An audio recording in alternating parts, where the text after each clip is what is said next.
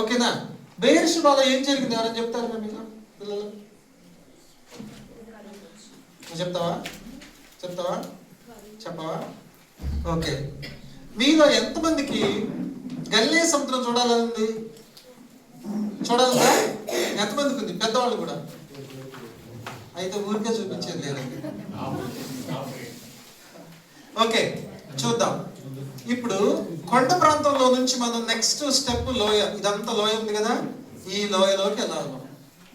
ఈ లోయ చూడండి, దీన్ని ఏమంటారంటే యోర్దాను నదీ లోయ చీలిక అని పూర్తిగా అనాలి.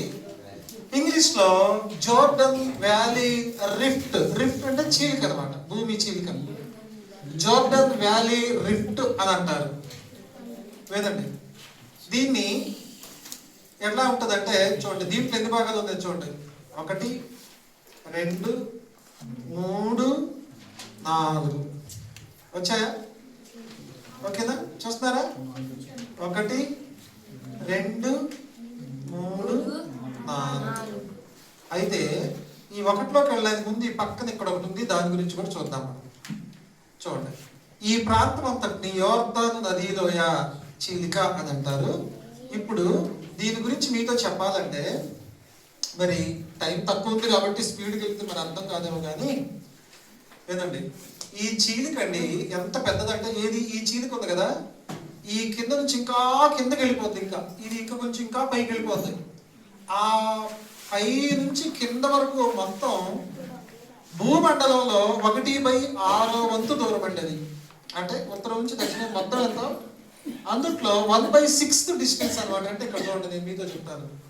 ఇదేంటంటే ఎక్కడి నుంచి అంటే, ఇక్కడ టర్కీ ఉంది చూసారు, ఈ పక్కన ఇది మధ్యధరా సముద్రం. ఇక్కడ టర్కీ దగ్గర నుంచి ఇలా పట్టుకుని ఎర్ర సముద్రాన్ని కలుపుకొని గల్ఫ్ ఆఫ్ ఏడెన్స్ నుంచి మొదలుకొని ఇక్కడ కెన్యా మీదుగా ఇలా కిందకి టాంజానియా మీదుగా మోజాంబిక్ వరకు ఈ ప్రాంతం అంతా కూడా భూమండలం మీద ఒక పెద్ద లోయలాగా ఉంటది. ఆ పెద్ద లోయలో ఓ చిన్న భాగమే మనం ఇప్పుడు చెప్పుకుంటున్నాం. అది ఇదిగో ఈ కొంచెం భాగం అండి మనం చెప్పుకునేది. ఈ భాగం చెప్పుకుంటాం మనం. అసలు అది కనిపిస్తుందా మీకు? అసలు దాని వివరంగా చూస్తే ఆ చిన్న భాగాన్ని తీస్తే ఎంత ఉంది. దాన్ని ఇప్పుడు మనం చూద్దాం. ఎక్కడి నుంచి చూస్తామంటే చూడండి, ఈ యొక్క యోర్దాను నదీలోయ మీరు కనుక చూస్తే ఇక్కడ ఏముందంటే హెర్మోన్ పర్వతం అండి. ఈ చివరిన ఉత్తరాన హెర్మోన్ ఉంటుంది. అక్కడ నుంచి హూలా లోయ కనపడుతుంది. ఆ కింద నుంచి గలిలయ సముద్రం. గలిలయ సముద్రం దగ్గర నుంచి మళ్ళీ ఇంకా డౌన్ మృత సముద్రం. మొత్తం మీద లోయెస్ట్ పాయింట్ మృత సముద్రం. సో ఇక్కడ మీకు కనిపించేది, ఇక్కడ చూడండి, మీరు ఇక్కడ కనిపిస్తుంది చూసారా పైన తెల్లగా, మీ మ్యాప్ లో కనిపించింది అందరికి? ఎవరికైనా కనిపించిందా? ఒకవేళ కనిపించకపోతే మీరు ఫ్లాష్ లైట్ వేసుకొని చూసుకోండి. ఒకవేళ కనపడకపోతే ఇంటికి వెళ్ళిన తర్వాత చూడండి, అలా తెల్లగా కనిపించే ఆ డాట్ హెర్మోను పర్వతం. చెప్పండి, హెర్మోను పర్వతం. హెర్మోను పర్వతాన్ని కనుక చూస్తే, దూరం నుంచి చూస్తే ఇలా కనపడుతుంది. యేసు ప్రభు వారు రూపాంతరం పొందింది ఇక్కడే. చెప్పండి, ఎక్కడ యేసు ప్రభు రూపాంతరం పొందింది? హెర్మోను కొండ మీదే రూపాంతరం పొందారు అని అంటారు. చాలా సార్లు మీరు ఇజ్రాయెల్ వెళ్తే కూడా అక్కడున్న గైడ్స్ కొంతమంది మన తెలుగులే ఉంటున్నారు. వాళ్ళు ఏమని చెప్తున్నారంటే తాబోరు కొండ మీద రూపాంతరం పొందాడు అని అంటున్నారు. యేసు ప్రభు తాబోరు పర్వతం మీద రూపాంతరం పొందలేదు. మీరు బిబ్లికల్ అకౌంట్ మీరు తీసుకుంటే మత్తయి సువార్త 16వ అధ్యాయం 17వ అధ్యాయం తీసుకుంటే యేసు ప్రభు రూపాంతరం పొందినప్పుడు ఫిలిప్పుదైన కైసరయ ప్రాంతాల మీదుగా పైకి వెళ్తున్నాడు ఆయన.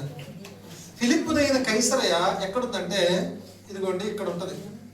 ఇక్కడ ఫిలిప్పుదైన కైసరయ ఉంటుంది. యేసు ప్రభు ఆల్రెడీ ఆయన ఏం చేశారంటే ఈ ప్రాంతాలకు వచ్చి, ఈ ప్రాంతం నుంచి ఇటు దెక్కపల్లికి వచ్చి ఇక్కడ నుంచి ఇలా టర్న్ తీసుకొని ఇలా పైకి వెళ్తున్నాడు. ఇక్కడ ఫిలిప్పుదైన కైసరయ ఉంటుంది. ఆ సన్నివేశం చదివిన తర్వాత వెంటనే మీకు రూపాంతర కొండ కనిపిస్తుంది 17వ అధ్యాయంలో. ఆ తర్వాత మీరు లూకాసు వార్త చూసినా కానీ రూపాంతరానికి ముందే పేతురుని శిష్యులు అడుగుతారు, ఎక్కడ నన్ను గురించి ఏమనుకుంటున్నారని.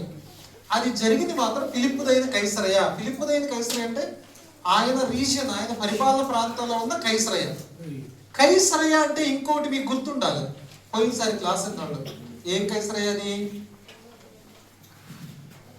సముద్రం ఒడ్డునుంది కైసరయ, గుర్తుందా? యొప్పేకి దగ్గరలో. శతాధిపతి అయిన కొర్నేలి ఇటలీ, ఇటలీ ఆ పటాలంలో, పటాలం అంటే సెంచురియన్, ఆ యొక్క బెటాలియన్ అనమాట ఉన్నాడు. ఆ కైసరే ఇక్కడ ఉంటది. ఇక్కడ ఉంటుంది ఒక కైసరే, గుర్తుందా మీకు? ఇక్కడ హేరోదు కట్టించారు ఆ పట్టణాన్ని. కానీ ఇక్కడ ఒక కైసరే ఉంటది. దానికి ఏం చేశాడంటే హేరోదు ఫిలిప్పు అక్కడ అంతకుముందు ఒక ఊరు ఉందండి, దాని పేరు పానియస్. పాని లేదా పానియస్ అనే పేరు ఆ ఊరుకు. ఆ ఊరు పేరు ఎందుకు వచ్చింది ఆ ఊరికంటే, ప్రకృతి దేవత పానియస్ అనే దేవతని ఆధారం చేసుకొని ఆ ఊరికి, అది ఇజ్రాయెల్ ల్యాండ్ లోకి రాదు, అంటే అప్పుడు అన్ని జెంటైల్స్ రోమన్స్ కంట్రోల్లో ఉంది. అక్కడ ఉన్న వాళ్ళు ఏం చేశారంటే దానికి పానియస్ అని పేరు పెట్టారు. పెడితే ఫిలిప్పు ఏం చేశాడంటే, హెరోదు ఫిలిప్పు, అదిగో మా అన్నయ్య ఒక ఊరు కట్టించి కైసర అని పేరు పెట్టాడు కదా, నేను కూడా ఇంకొక ఊరు కట్టించి కైసర అని పేరు పెడతాను. అక్కడ దానికి ఒక కైసర అని పేరు పెడితే దానికి ఫిలిప్పుదైన కైసరయా అయింది. అది ఇక్కడ ఉంటుంది. సరే, అక్కడికి రావడానికి ముందు ఇది మీరు గుర్తుంచుకోండి, ఇది ఏ పర్వతం అండి? అది హెర్మోన్ పర్వతం. ఇక్కడ యేసు ప్రభువు రూపాంతరం పొందాడు. ఆ పర్వతం ఇలాగే ఉంటుంది. కీర్తన గ్రంథంలో మనం చూస్తాం, సాంగ్ ఆఫ్ సాలమన్ 4:8 మనం చూస్తాం, ఇంచుమించు ఆ హెర్మోను మంచు వలె ఉండును అనే మాట. అంటే సహోదరుల ఐక్యత కలిగి ఉంటే అది ఎంతో మేలు, ఎంతో సుందరమైనది అని చెప్తున్నాడు అనమాట. సో దానికి కొన్ని పేర్లు ఉన్నాయి. బాల్ హెర్మోన్ అని, సయోన్ అని, సియోన్ కాదు. అరబ్స్ ఏమంటారంటే ఇట్లాగంటారు, ద స్నో మౌంటైన్ అంటే మంచు కొండ అని పేరు అరబ్స్ పెట్టారు దాన్ని. ఓకేనా? ఇది హెర్మోన్ పర్వతం ఇలా కనిపిస్తూ ఉంటుంది.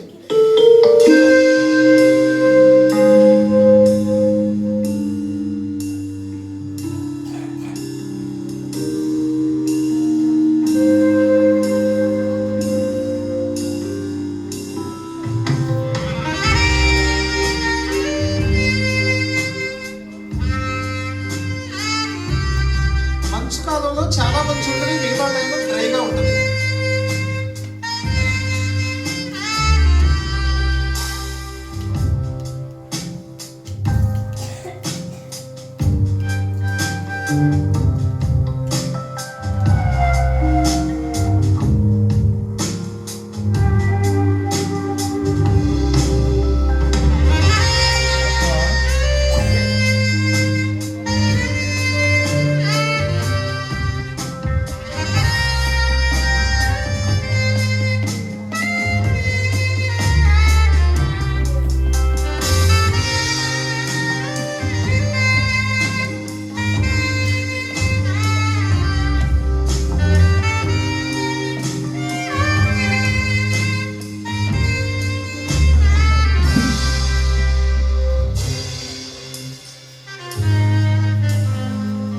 సో ఇది హెర్మోన్ పర్వతం. అక్కడ నుంచి నెక్స్ట్ క్రిందకు వస్తే ఈ ప్రాంతాన్ని ఏమంటారంటే హులే లోయ. హులే ఏమంటారు? ఇదిగోండి, ఇదండి హులే. ఈ లోయ అంటే హెర్మోన్ దగ్గర నుంచి గలిలే వరకు మధ్యలో ఉన్న ప్రాంతం హులే లోయ. అదొక్కటి మీరు గుర్తుంచుకోండి చాలు. అక్కడే ఫిలిప్పుదైన కైసరయ, దాను ఈ యొక్క ఎడ్జ్లో అనమాట. ఇక్కడ కొంచెం దగ్గరగానే ఈ 2 ఊర్లు ఉంటాయి, కైసరయ, దాను అనే 2 ఊర్లు ఉంటాయి. ఒక నది చిన్న సెలయేరు లాంటిది హెర్మోన్ దగ్గర నుంచి కలుపుతూ గలిలే దాకా ప్రవహిస్తుంది. వాస్తవానికి దానికి యోర్దాన్ అనే పేరు. వాస్తవానికి మనం ఏం చూస్తామంటే, అందరూ చూస్తున్నారు తెరవైపు, గలిలే నుంచి మృత సముద్రానికే యోర్దాన్ అనుకుంటాం, కాదు, ఆ పైన కూడా ఉంటుంది. అక్కడ హెర్మోను నుంచి గలిలేకు, గలిలే నుంచి మృత సముద్రానికి. ఓకేనా? సో వాటర్ అలా ఫ్లో అవుతూ ఉంటుంది.